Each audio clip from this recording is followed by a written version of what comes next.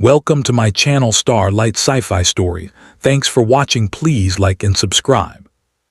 The evacuation ship Ardent Dawn shuddered as it tore through the void. Thousands of beings from dozens of species clung to their cabins, their eyes wide, their limbs trembling. Red lights flashed through corridors, and alarms blared warnings that no one fully understood.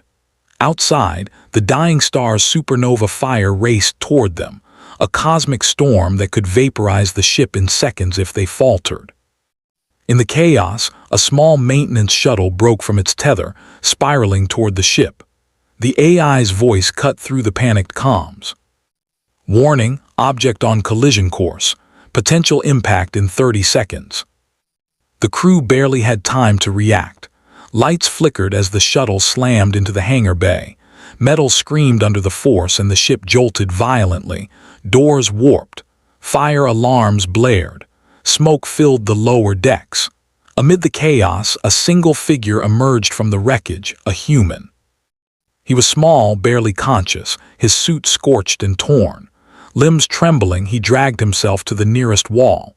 Aliens froze, staring at him with a mixture of fear and disdain. Humans were rare in the galaxy, almost mythical in some systems, and always considered reckless. They were a species the elders advised against trusting. Yet here he was, alive and apparently dangerous. The command deck buzzed with alien voices.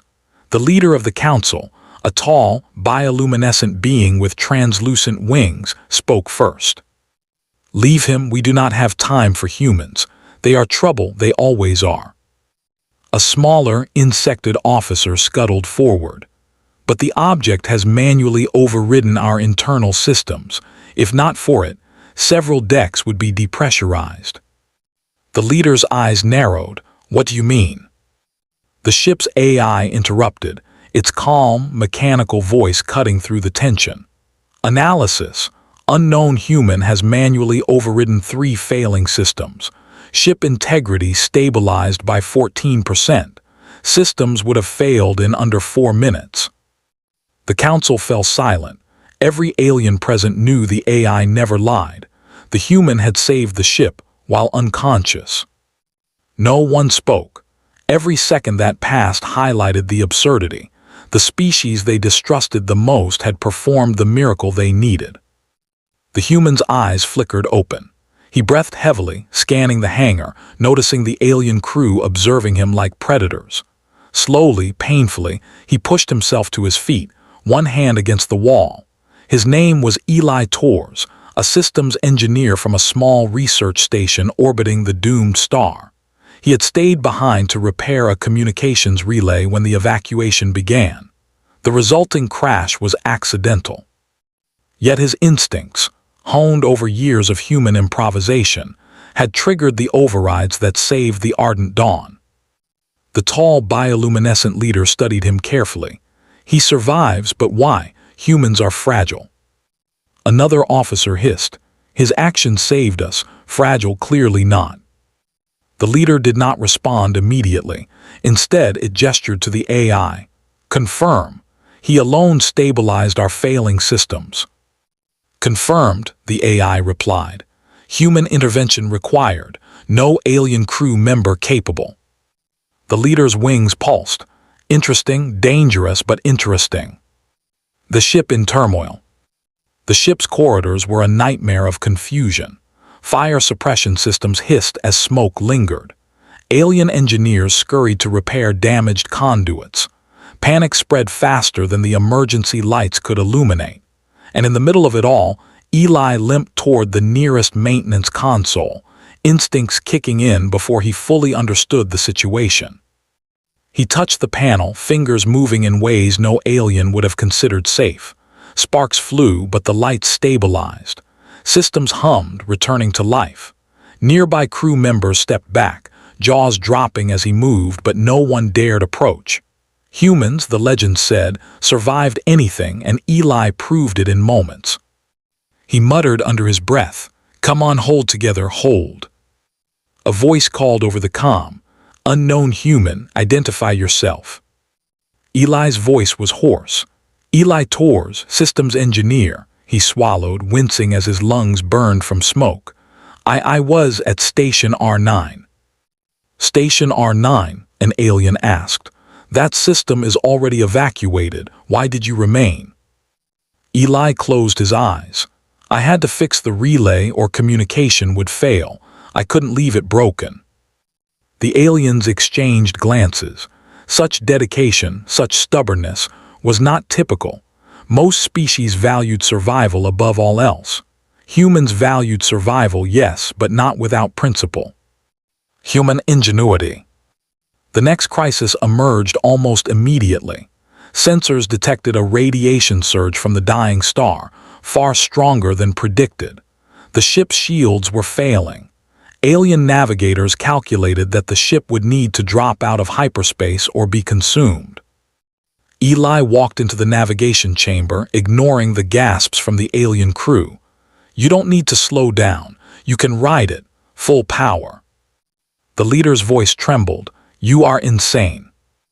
No, Eli said, I'm improvising. Use your engines to create a shield. Rotate the ship's hull to distribute the radiation.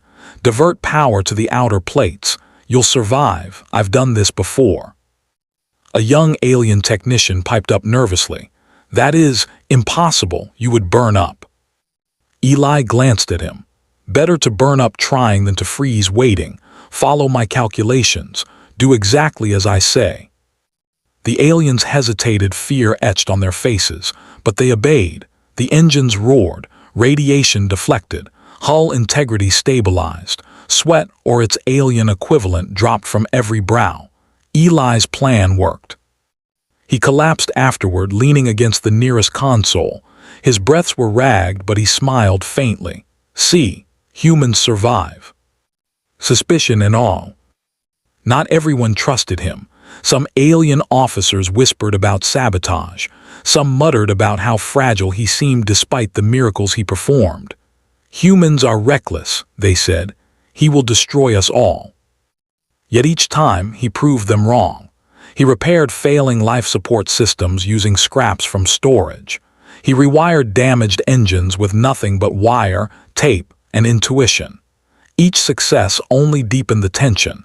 The species they feared the most was proving indispensable. The council called a meeting. Screens displayed radiation levels, shield integrity, and oxygen flow. Aliens argued over percentages and failure points.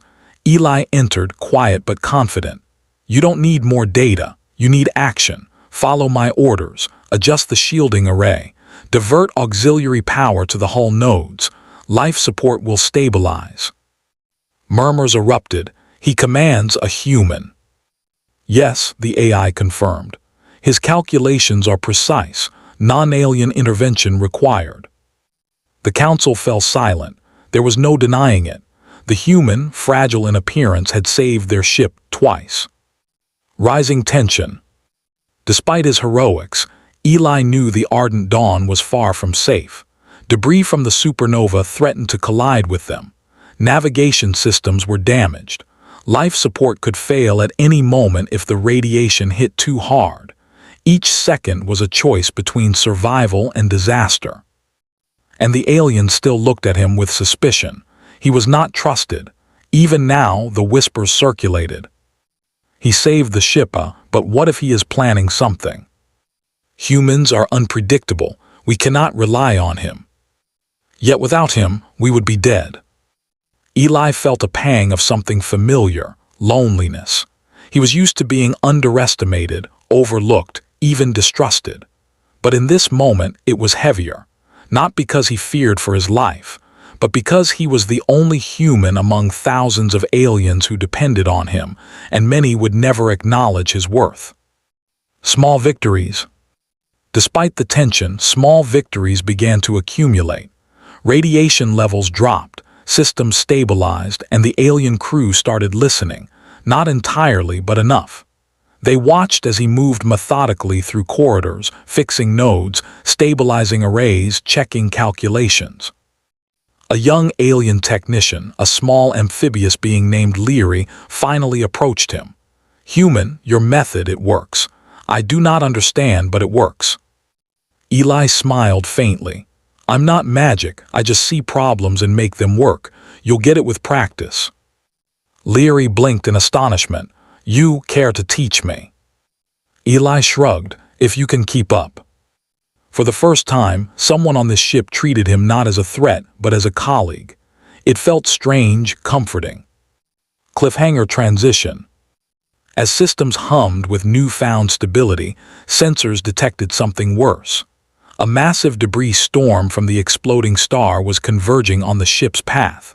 Shields might hold, but only if the ship could maneuver precisely, and with the engines already running at maximum, there was no margin for error. The council froze. We cannot survive this, they whispered. Eli stepped forward, determination hard in his eyes. We will survive. I'll pilot the external hull nodes myself. I can clear a path, but you need to trust me completely. The council hesitated. Trust a human after everything. The hangar doors opened automatically. Outside, the void stretched black, littered with jagged debris and fire from the supernova. Eli's figure in the suit floated toward it, tethered only by thin cables. He paused, looking back at the council. Either we do this or we die. I don't have a choice. The AI's calm voice cut in, initiating support protocols. Human pilot confirmed. Probability of survival 42%. Eli nodded. He had no illusions, but for humans, 42% was better than zero. The scene froze as he began the dangerous external maneuver. Inside, the aliens watched in awe and terror, realizing something profound. The human they had dismissed might be the only reason they lived. Eli Torres floated in the void outside the ardent dawn, tethered only by a thin cable and the faint hum of his suit's life support. The debris storm from the dying star loomed ahead like a black wave studded with fire. Jagged metal, fragments of satellites and burning rocks threatened to tear the ship apart. Every instinct in his human body screamed to retreat, but retreat would mean death. If he didn't act now, the entire ship and every species aboard would be obliterated. Inside, the alien council watched him through external sensors. Their bioluminescent skin pulsed nervously, wings trembling, tentacles flicking. None of them dared voice the thought aloud, but the truth was undeniable. They had no one else who could do this. And the human, fragile, reckless, unpredictable, had volunteered. Probability of survival, the AI intoned calmly, 25% if external navigation nodes are manually cleared. 42% if human pilot maintains trajectory precisely. Maximum risk, maximum reward. The leader, a towering being with translucent wings and golden veins, swallowed audibly. Humans are insane. The dance with death. Eli approached the first cluster of debris. He could see the jagged edges, some as large as his entire shuttle pod, spinning slowly in the zero-gravity field. One wrong push, one misjudged movement, and the hull of the ardent dawn would be pierced. His fingers flew over the external control panels. He adjusted the nodes manually, moving massive energy deflectors into place. The shields rippled as they intercepted the first waves of radiation and fire. Sparks erupted along the hull where debris grazed it. His suit shuddered. Steady, he muttered to himself. Just like old drills, precision, timing careful. A large piece of burning satellite careened toward him. He gripped it with a magnetic claw and pushed it aside, his body twisting dangerously. The AI projected its calculations over his visor, trajectory corrected by 0.7 degrees, hull integrity at 93%. He allowed himself a brief smile. Human ingenuity, always a gamble, always dangerous, but often effective. Alien realization. Back inside the ship, the council was silent. Their species had long histories of survival, long experience with engineering disasters, but this human moved differently. He anticipated chaos instead of reacting. He improvised instead of waiting. He understood risk in a way that no algorithm, no council, no alien engineer could predict. The insected officer whispered, almost in awe. He is saving us all. Yes, the leader agreed, wings fluttering nervously.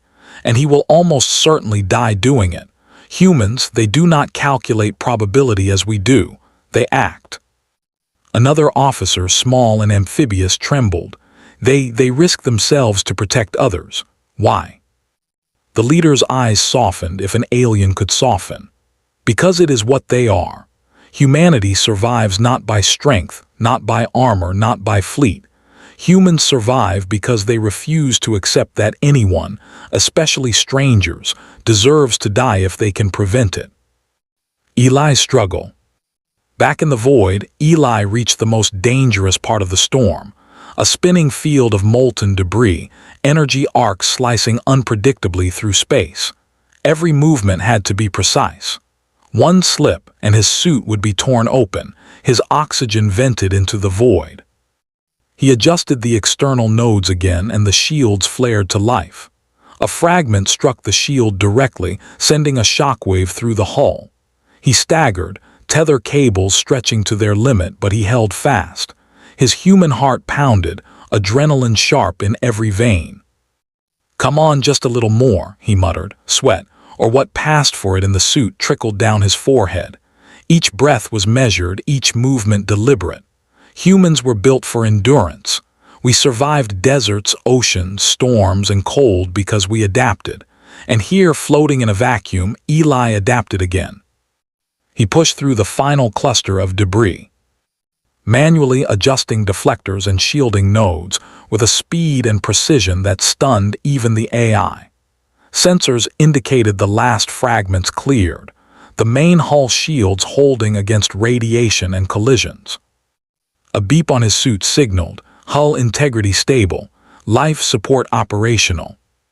He allowed himself a brief laugh. "That's human improvisation for you," he muttered, floating back toward the hull of the Ardent Dawn. HFY moment. Humanity saves the ship.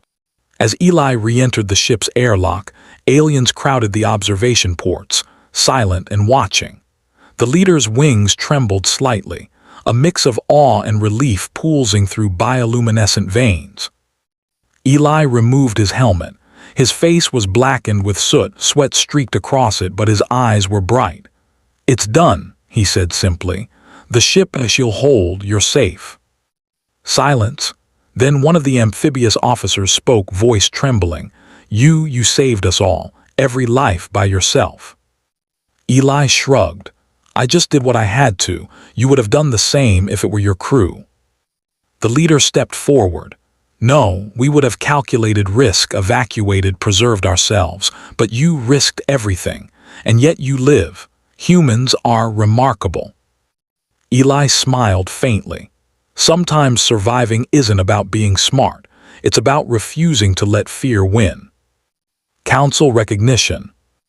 Later, the Alien Council convened. Every species representative had witnessed the miracle of Eli's actions. Some still whispered about human recklessness, but the record was undeniable. He had prevented the destruction of the Ardent Dawn. He had saved countless lives. The leader stood, bioluminescence pulsing in deep gold. Official record, human intervention critical. Species previously considered fragile and reckless now classified as emergency specialists. Probability of survival in catastrophic events is higher than previously estimated when human personnel involved. Recommendation: humans must be included in future emergency operations. Murmurs of approval swept through the council. A new respect was dawning, a recognition that humans were dangerous, yes, but not because they were violent. Dangerous because they were unpredictable, relentless, and capable of selfless courage on a scale the galaxy had never fully appreciated. Human philosophy shines. Eli was exhausted. His body screamed for rest, his lungs burned from adrenaline and stress, but he did not collapse immediately. He knew the crew would need guidance, reassurance. He addressed the council, speaking slowly and clearly. "You watched me work. You saw what humans do in impossible situations. It isn't because we are invincible. It isn't because we are the smartest. We survive because we care. We refuse to leave others behind. We take risks for each other because someone has to. That's what humanity is. That's why we survive.